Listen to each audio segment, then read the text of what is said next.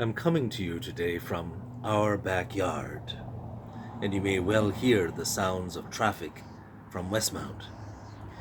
It's a beautiful time of year when flowers are in bloom, and there are so many lovely things to enjoy in our difficult world. One newspaper had the headline this week, "The world is on fire," and it could be taken literally. There were protests in Tel Aviv over the shooting of a unarmed autistic Palestinian.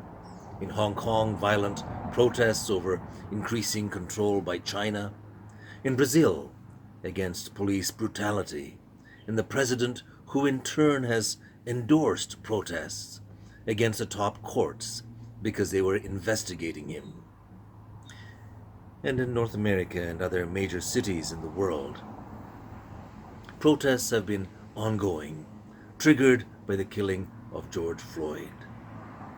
Remarkably, many politicians and police chiefs joined in, and some even took the knee. Around the world, statues of colonialist slaveholders and Confederate leaders have been toppled over. And of course, these are only symbolic activities. They bring attention to a cause, and hope stirs within. But do they bring any lasting and permanent and improved changes to our world?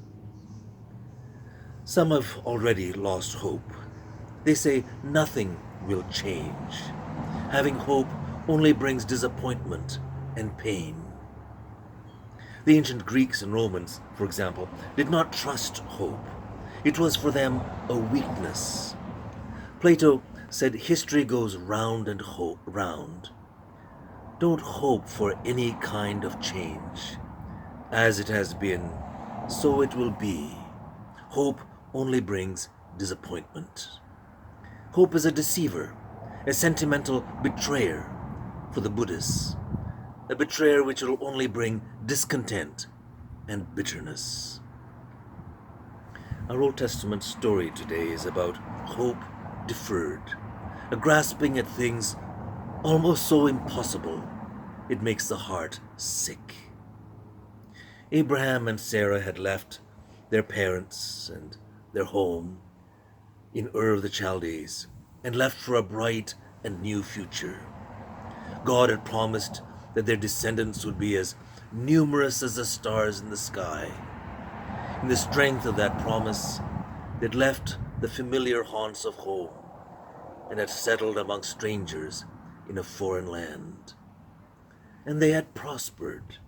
Everything was in place, except they had no children, no descendants, let alone as numerous as the stars in the night sky.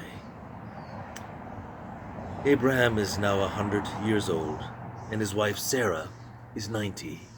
Hope for a family was a long-forgotten dream, a shriveled grief buried in an aging heart. God had failed them. In chapter 18, the passage that Chris read to us earlier, we see them encamped by the great oaks of Mamre, with the semi-desert plains stretching out ahead of them. And here was Abraham sitting at his tent door in the heat of the day. It was the hour of sultry noon, and everything was drowsy. He was surrounded by the sounds of bleating sheep and the garrulous shepherds, when something very interesting and strange happened. That's when the angels came to him. There's a noble picture by Doré which suggests these three mysterious figures were indeed angels, and he has given them wings and clothed them in light. Abraham just saw three tired and dusty strangers, but it was enough for him, a stranger in a strange land, that they were strangers, and he would extend to them the very best in hospitality. He runs to them, bows before them, welcomes them into his tent, and offers them water and milk and curds, and the finest meat from a young calf. And somehow, in the course of their conversation, he discerns that they are messengers from God. In the Hebrew New Testament, the writer has this to say about Abraham: "Do not forget to be hospitable to strangers, for in so doing, some have entertained angels unaware." And they have a startling message for him. They say to him, "When we return next spring, your wife Sarah, well, she's going to have a little baby boy." He must have thought they don't know how old she is or how old I am. They don't know how it is with Sarah and me for the last number of years. And I wonder with what tangled emotions Sarah heard that message. Frederick Buechner, in his book with the evocative title, Telling the Truth, the Gospel as Tragedy, Comedy, and Fairy Tale, captures that moment so beautifully. The place to start, he says, is with a woman laughing. She's an old woman, and after a lifetime in the desert, her face is cracked and rutted like a 6-month drought. She hunches her shoulders around her ears and starts to shake. She squinties her eyes shut, and her laughter is all china teeth and wheeze, and tears running down as she rocks back and forth in her kitchen chair. She's laughing because she's pushing 91 hard and has just been told she's going to have a baby. Even though it was an angel that told them, she cannot control herself. She ends up cracking up. She's laughing at the idea of a baby being born to a geriatric couple. She's laughing because the angel not only seems to believe it, but seems to expect them to believe it too. She's laughing because part of her believes it. She's laughing because another part of her knows it would take a fool to believe it. It is preposterous, impossible, silly, foolish, outrageous, laughable. Sarah's laugh was the nervous laughter of a person who wants to believe in the impossible, but feels foolish doing so. She's laughing because laughing is better than crying, and maybe not even all that different. She's laughing because if by some crazy chance it should just happen to come true, they would really have something to laugh about.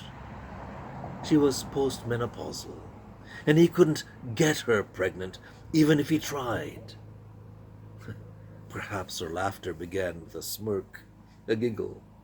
What was amusing to Sarah is not just the idea of getting pregnant at her age, but the thought of enjoying the process of getting pregnant. That too sounded like a joke. Sarah says in our text, "After I have grown old, and my husband is old, shall I have pleasure?" And she cannot contain her laughter, but it is God who has the last laugh. A year passes and they have a baby boy, and they name him Isaac, which means laughter. By strange accident or design, they'd encamped by the great oaks of Mamre. That is where they were at in the depths of their spirit. You see, the word Mamre in the Hebrew root means bitterness. And that is exactly how they felt. At that stage in their lives, there was no reason for hope. Where are the things, I wonder, which cause you to despair and lose hope? What are the things in this life which seem bitter to you? Perhaps it is racial injustice, that there are young, beautiful black lives which aren't given a fighting chance in this world. And for all the marches and hollering in half a century, we've not come very far. You just gear up for the next black life, not just lost but taken, and taken too early, and the inevitable riots which will follow. Perhaps you're unemployed and don't know what tomorrow will look like.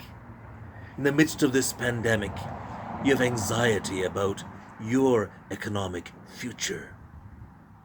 You despair of irreconcilable differences in your marriage, or a family, or a city, or town, or community.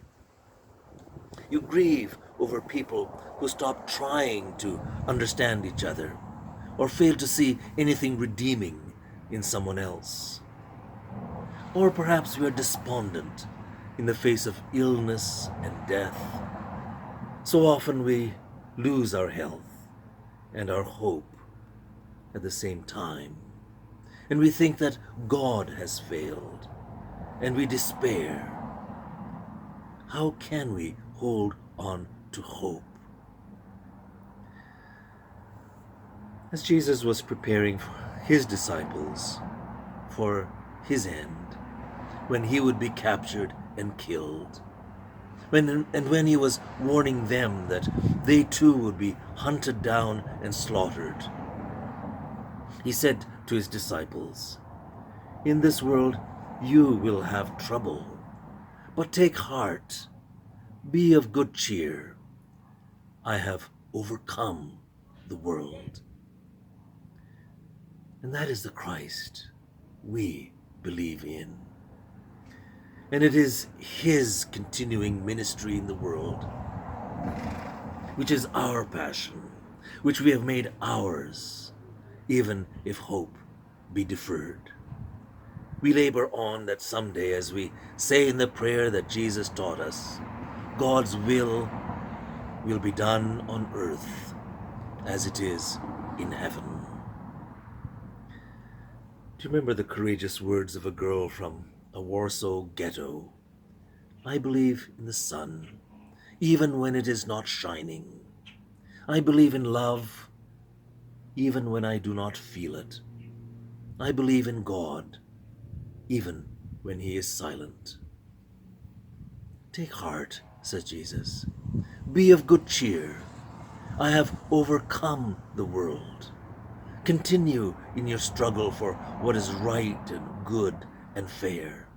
It is God's world, and he has the final word when the fever of life is over. I came across this wonderful description of a Christian's journey. There's confession and tears and great laughter. What are the failings in your life which lead you to remorse and confession? And what are those bitter events which lead you to tears and heartbreak? Where is that faith which brings with it great laughter? That is our faith.